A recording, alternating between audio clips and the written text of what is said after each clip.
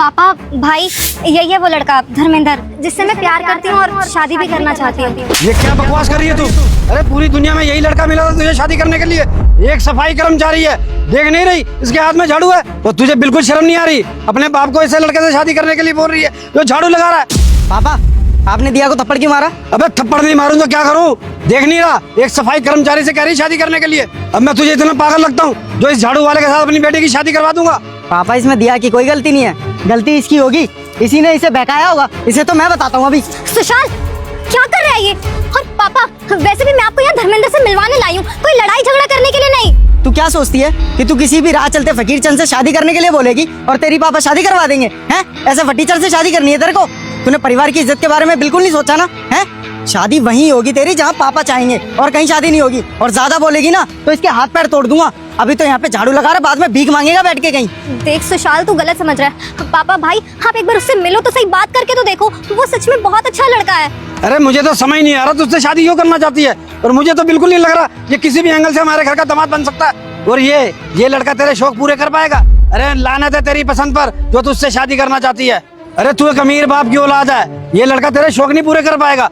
और तू जानती थी ये गरीब है? नहीं पापा, मैंने कभी धर्मेंद्र से कुछ नहीं पूछा कि उसका बैकग्राउंड कैसा है कैसा नहीं। और वैसे भी मैं धर्मेंद्र से प्यार करती हूँ, उसके पैसों से थोड़ी जो मैं उससे पूछूं कि उसके पास क्या है क्या नहीं।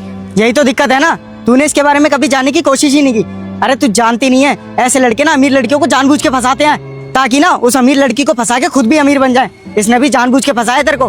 ओए एक बात बता, तूने मेरी बेटी पे क्या जादू किया? और तू मेरे घर का दामाद बनेगा? इस लायक नहीं है तू।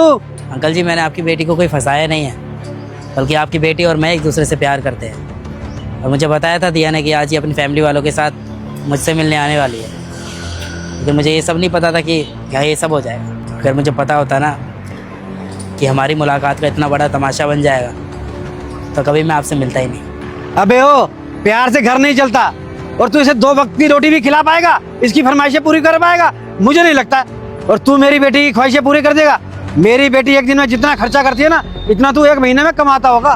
तू इसके खर्चे सुनेगा ना तेरी हालत खराब हो जाएगी। शौक नहीं पूरे कर पाएगा तू इसके। अंकल जी आप मेरी बात को गलत लेके जा रहे हैं, आप मेरी बात तो सुनिए। अबे ओ, तेरी भलाई इसी में तू मेरी बहन से दूर रहे, समझ में आ गया ना? और आज के बाद अगर तू मेरी बहन के पास दिख भी गया ना, तेरे हाथ पैर तोड़ दूंगा मैं। अगर तू अपनी सलामती चाहता ना, मेरी बेटी से दूर रहियो। ठीक है मानता हूँ आपके पास बहुत पैसा है, आप बहुत अमीर है, लेकिन कम से कम आपको मेरी एक बात तो सुननी चाहिए ना। आप तो बात सुन ही नहीं रहे, मैं तो सुन रहा हूँ ना आपकी।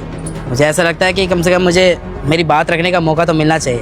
अगर मेरी बात सुनने के बाद भी आपको ऐसा लगे कि आपकी बेटी को मुझसे शादी नहीं करनी चाहिए तो मैं आपको रोकूंगा नहीं फिर बाद में। लेकिन फिर भी